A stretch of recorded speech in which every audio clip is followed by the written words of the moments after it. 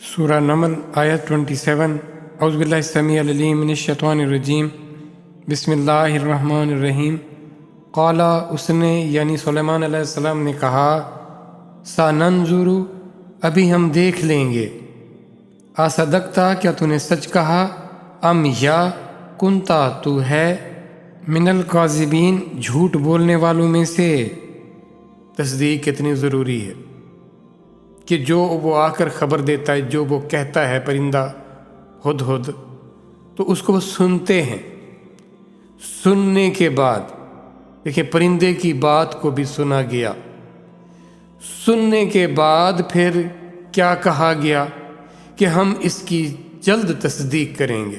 اگلی آیت اذهب تو لے جا بی کتابی میرا خط ھذا یہ فالقی پس اسے ڈال دے الیہم ان کی طرف ثم پھر تولا لوٹا انہم ان سے فانظر پھر دیکھ ماذا کیا یرجعون وہ جواب دیتے ہیں۔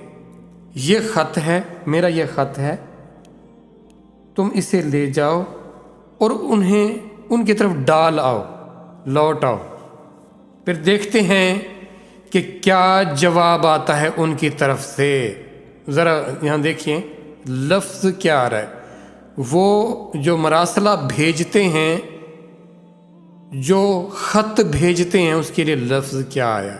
آیت 29 دیکھیں، خط وہاں پہنچتا ہے اور بڑا ہی کمال طریقے سے وہ ہدہد جاتا ہے اور اس کے کمرے، اس کی خوابگاہ میں اس ملکہ تک خط پہنچا آتا ہے۔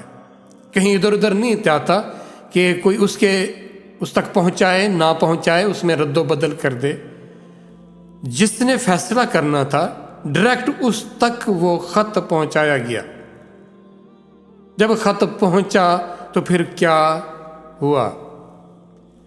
قالت وہ کہنے لگی یا ایہل ملو اے سردارو، پھر وہ اپنے سرداروں کو بلاتی ہے، جو اس کے سرکردہ بڑے بڑے لوگ ہوتے ہیں ان کو وہ بلاتی ہے۔ پھر ان سے کیا کہتی ہے؟ انی الکیا بے شک میری طرف ڈالا گیا، الیہ میری طرف، کتاب خط، کریم باوقار باوقت عزت والا احترام والا۔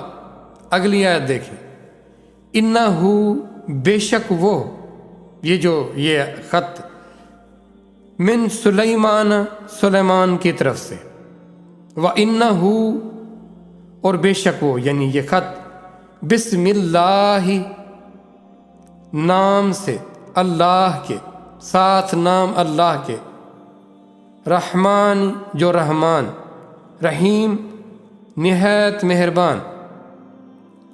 جو خط آیا ہے وہ کوئی سلیمان نام کا بندہ ہے اور اس کی طرف سے آیا ہے، اور یہ جو شروع ہوتا ہے وہ ان کلمات کے ساتھ، بسم اللہ اس الرحمن الرحیم کے ساتھ شروع ہوتا ہے، وہ ہے یہ ہے۔ اب یہ سورۃ نمل میں 2 مرتبہ بسم اللہ آیا۔